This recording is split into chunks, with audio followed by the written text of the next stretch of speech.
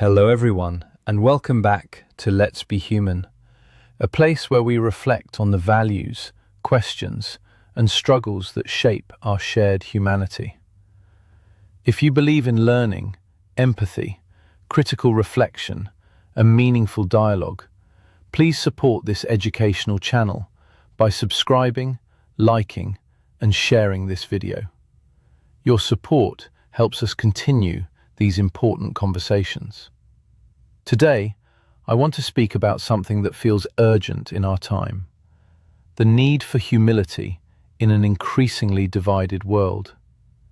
This video was inspired by the reflections of Derrick Kreiser, shared with his permission. We live in a time of constant opinion. Everyone reacts, everyone declares, everyone judges, and often, everyone is certain. But certainty is not always wisdom. One of the strangest truths about life is this: the more deeply we learn, the more aware we become of how limited our knowledge really is.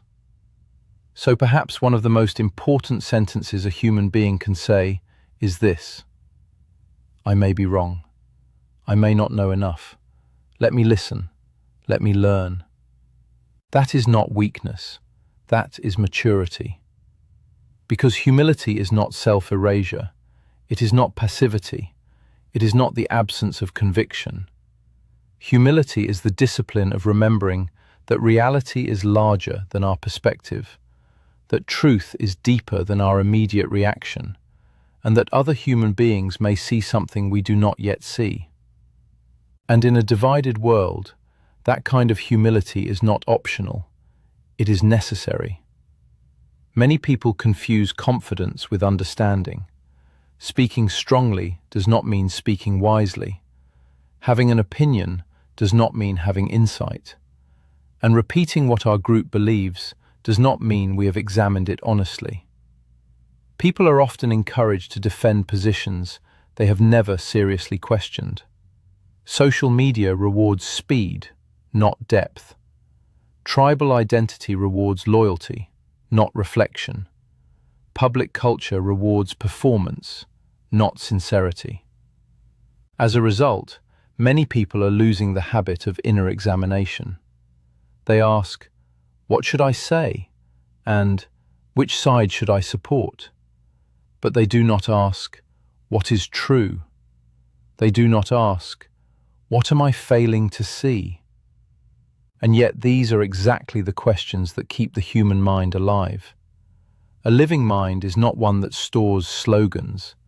It is one that can pause, test itself, and endure uncertainty on the way to deeper understanding. We often talk about lifelong learning as an educational preference. It is much more than that. It is a way of being in the world. It means remaining open to revision, challenging your own habits of thought, listening to voices outside your comfort zone, not allowing age, experience, or even education itself to harden into arrogance. Because a person can know many facts and still be profoundly closed, and another can know far less, yet remain profoundly wise. Wisdom is not measured only by what enters the mind. It is measured by what transforms the self.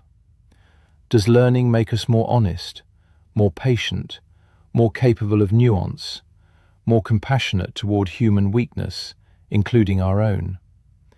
If not, then perhaps we are accumulating knowledge without becoming better human beings. One of the deepest dangers in any society is not sudden collapse, but gradual erosion. Wrong does not always arrive wearing its full face.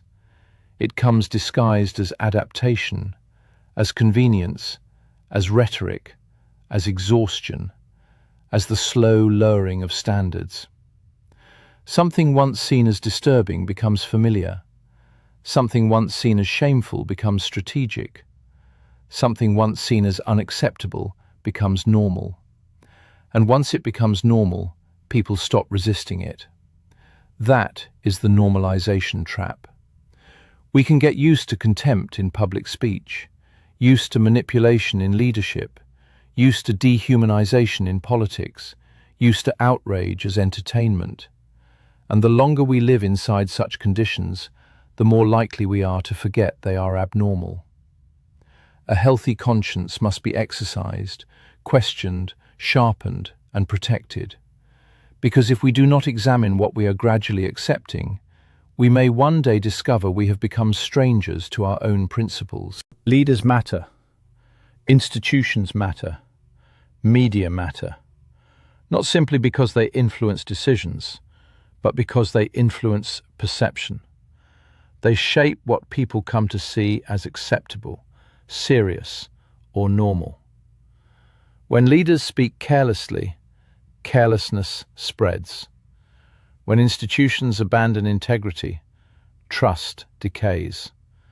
When media profits from emotional escalation, people become more reactive and less reflective.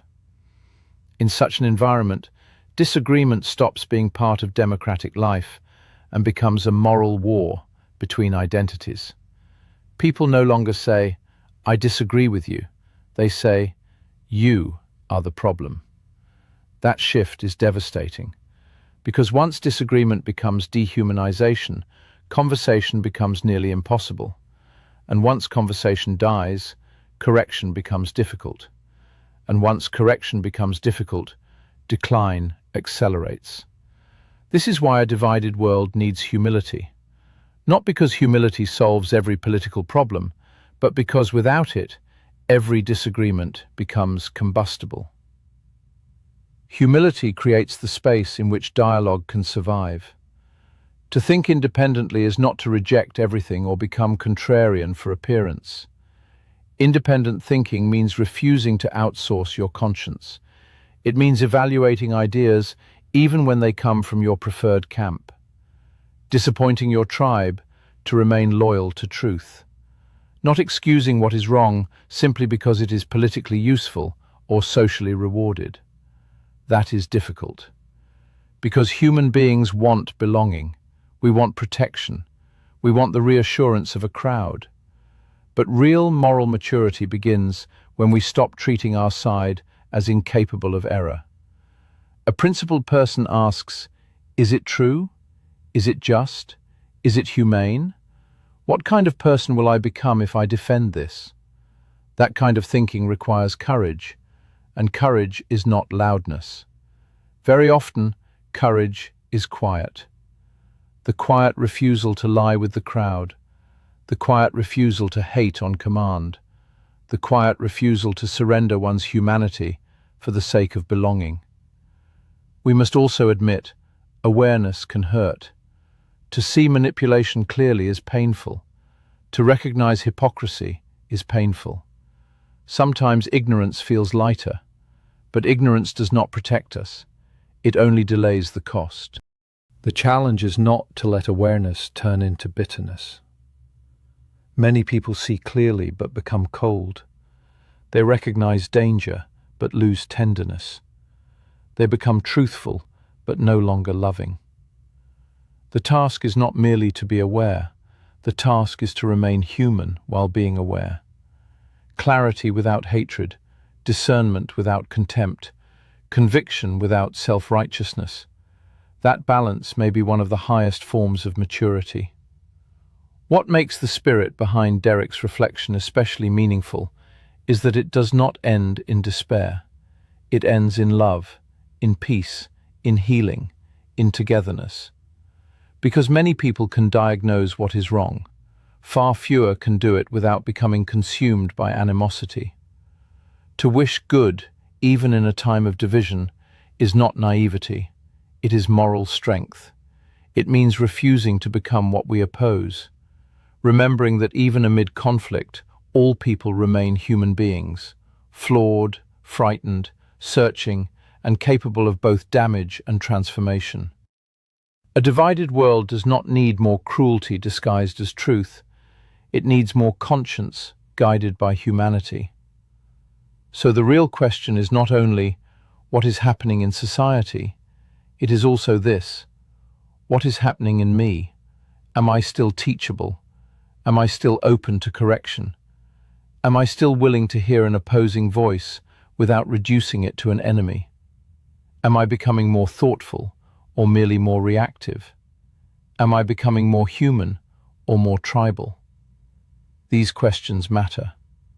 The world is shaped not only by institutions, but by ordinary people, by habits of thought, by what we excuse, what we ignore, and what we refuse to normalize. A healthier society begins with healthier souls, not perfect souls, not pure souls, but reflective souls, honest souls, humble souls, souls that remain open to truth and resistant to dehumanization. Perhaps one of the deepest signs of wisdom is this: to know enough to realize how much you do not know, to see enough darkness to understand the danger, to remain honest enough to name it, and still to choose love, peace, healing, openness, and togetherness. That is not weakness, that is strength. And in a divided world, strength of that kind may be exactly what we need most. Thank you for being here and for making Let's Be Human a place for reflection, sincerity, and meaningful conversation. If this message spoke to you, please support this channel by subscribing, liking, sharing, and leaving a comment. I would truly love to hear your thoughts. Until next time, let's be human.